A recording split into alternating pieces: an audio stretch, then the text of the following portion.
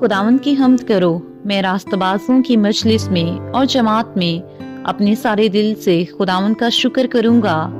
खुदावंद के काम अजीम हैं, जो उनमें मसरूर हैं उनकी तफ्तीश में रहते हैं।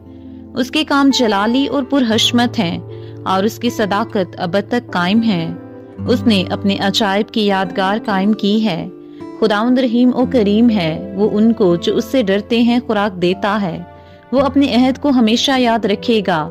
उसने कौमों की मेरास अपने लोगों को देकर अपने कामों का जोर उनको दिखाया। उसके हाथों के काम बरहक और पुरअदल हैं। उसके तमाम कवानीन रास्त हैं। वो अब्दुल्लाबाद कायम रहेंगे। वो सच्चाई और रास्ती से बनाए गए हैं। उसने अपने लोगों के लिए फिदिया दिया। उसने अपना अहद हमेशा के लिए ठहराया है।